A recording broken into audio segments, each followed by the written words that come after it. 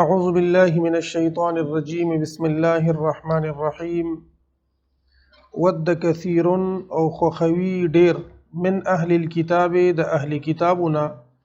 لو يردونکم کاش چې دوی واپس کی تاسو لرا من بعد ایمانکم پس د ایمان ستاسونا کفارا کافران حسدا من عند انفسهم د وجه د حسدنا من عند انفسهم د خپل نفسونو د طرفنا من بعد ما تبینا پس د هغه سنا تبینا چې ښکارا شو لهم دیتا الحق حق فعفو پس عفو وکړه دیتا معافی وکړه دیتا واصفحوا او مخواړه ود دینا حتا یاتی الله بامره تر دې پوره چې راوړي الله تبارک وتعالى دیتا امر خپل ان الله بشک الله تبارک وتعالى على كل شيء قدير په هر چیز باندې قدرت لرونکی دی. په دې آیت کریمه کې الله تبارک وتعالى مسلمانانو ته د خبره حکم کوي چې کوم اهل کتاب دي يهوديان دي یا عیسایان دي یا د زبور منونکي دي دغه خلک خوخي چې تاسو د ایمان نه پس بیا کفر ته واړی او داسې وی چې د دې سیز نه اوړي او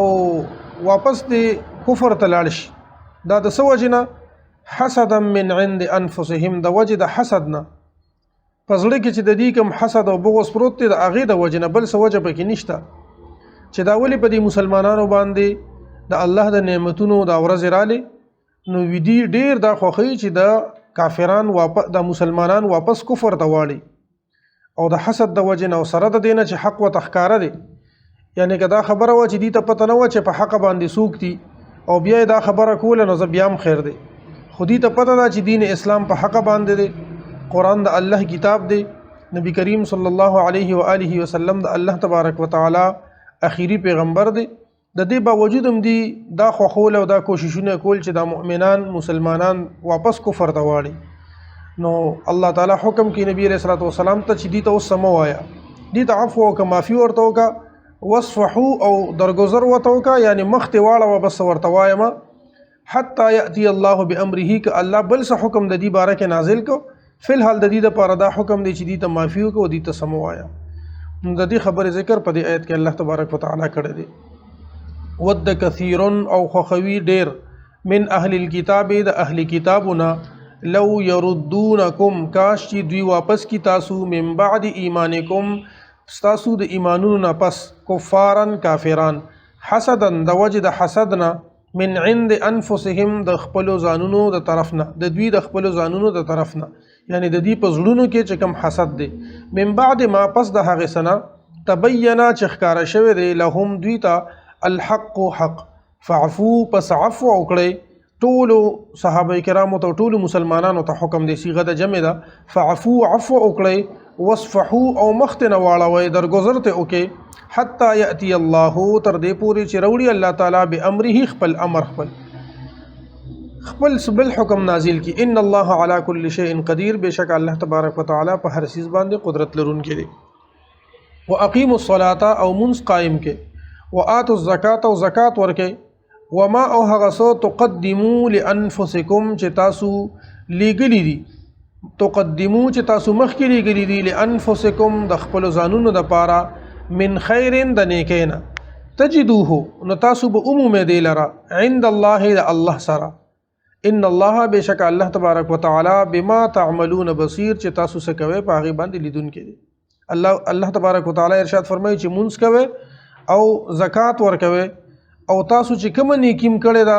د خپل ځان نه مخکې لګلی دا یعنی انسان د پاره د دنیا دار العمل دی الدنیا مزرعه الاخره د دنیا د اخرت د پاره پټه دی په دې پټي کې چې انسان څومره مهنتو کې د هغه سلب ورته الله تبارک وتعالى ورکي نو الله فرمایي چې تاسو د خپل ځانونو د پاره مخکې سلیګلی دي یعنی په دې دنیا کې کوم عمل کړی دی او مخکې کوم ژوندۍ را روانه ده د هغه د پاره تاسو څومره نیکی کړی دي تجدوه عند الله دا ځای کېږي نه دا به تاسو د الله سره عمومه وړنی کی وی غټنی کی وی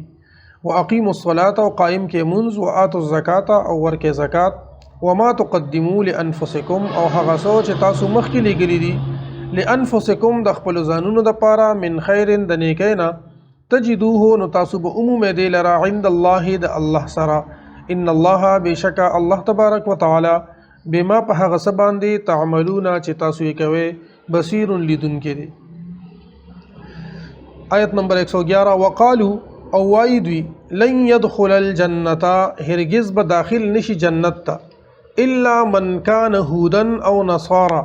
مگر هغه څوک چې یا يهودي وي او نصارا یا عیسائی وي. تلک امانیهم دا د دې باطل ارزوګانې دي، دا د دې باطل خواهشات دي. قل ورته فرمایا اے محبوب صلی الله علیه وسلم هاتو برهانکم راوړی تاسو خپل دلیل ان کنتم صادقین کچریه تاسو رښتینی. د يهوديانو عیسایانو به ویل چې مونږ اهلی کتاب یو، مونږ په حق یو، مونږ ته تورات نازل دی، مونږ ته انجیل نازل دی. لہذا هغه خلک چې چاته تورات نازل دی هغه به جنت ته ځي، چاته انجیل نازل دی هغه به جنت ته ځي، دا باقی خلک به جنت ته نه ځي. مراد به دا و چې مؤمنان مسلمانان دی به جنت ته نه ځي. نو د دې خبره الله تبارک وتعالى رد کړي چې دا يهوديان وایي چې يهوديان او عیسایان به صرف جنت ته ځي. نو الله د دې رد کړي چې دا د دې باطل ارزو ده، دا د دې خواهش ته، دا د الله حکم نه دی، دا د دې خواهش ته چې بس يهوديان او عیسایان د جنت ته لاړ شي او نور خلک د پاتې شي. او که چرته دې دا خبره صحیح وي نو هاتو برهانکم ان کنتم صادقین، دلیل دی وروړي په دې خپل خبره باندې که چرته رښتونی وي. او دې خي چې په تورات کې دي دی خدان ته اهلی کتاب وي، په خپل کتاب کې دی خو په انجیل کې دی خو په بلی آسماني کتاب کې دی خو چې هغه کې د دې خبرې ذکر وي چې صرف يهوديان او عیسایان به جنت ته ځي او بل څوک به جنت ته نه ځي. څوک به جنت ته ځي په قران کې دا غي حکم ورپسې په بل آیت کې روان دی. وقالو او وای د اهلی کتاب لن يدخل الجنه هرگز به داخل نشي جنت ته الا من كان هودن مگر هغه سړی چې مگر هغه څوک کان هودن چې وو يهودي او نصارا یا عیسائی. تلک امانیهم دا د دوی باطل ارزوګانی دي. قل او فرمای محبوب صلی الله علیه وسلم هاتو برهانکم راوړی تاسو دلائل خپل دلیل خپل ان کنتم صادقین کچریه تاسو رښتونه. بلا ولنا من اسلم وجهه لله چې څوک اوس پاری خپل مخ الله ته وهو محسن او دین نیکی کوونکی وي فله اجره عند ربه د پارا د اجر دی د رب سره ولا خوف علیهم او نه په صد باندې سیروي ولا هم يحزنون او نه بدوی غمجن شي. يهوديان او عیسایان به جنت ته نه ځي بلکې هغه څوک چې هغه تابعداري اختیار کی، هغه د الله د رضا لپاره خپل ځان وقف کی او نیکی کوونکی وي مخلص هم وي. نو الله فرمایي چې د الله سره د اجر دی په د باندې به سیرم نه وي او نه بدی غمجن شي. یعنی د نیکی کولو د پاره د جنت ته تلو د پاره د جنت ته تلو د پاره ایمان او نیک عمل دا شرط دی.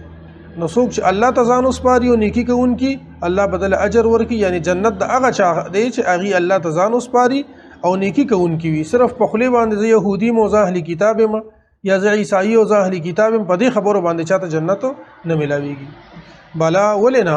من اسلم څوک چې خپل ځان الله ته وسپاري یعنی اطاعت د الله شروع کی. من اسلم وجهه لله چې خپل ځان خپل مخ الله ته وسپاري یعنی خپل ځان الله ته وسپاري یعنی د الله تبارک وتعالى مکمل اطاعت او تابعداري شروع کی. وهو محسن او دی مخلص وي یعنی دی په خپل نیکی کوونکو کې نیکی کولو کې په ځان سپارلو کې مخلص وي. وهو محسن او دی مخلص وي یا دی نیکی کوونکی وي فله اجره نو د پاره د اجر دی عند ربه د رب سره ولا خوف علیهم او نه بس يروي په دی باندې ولا هم يحزنون او نه بدوی غمجن شي. صلی الله تعالی علی خیر خلقه محمد و آله.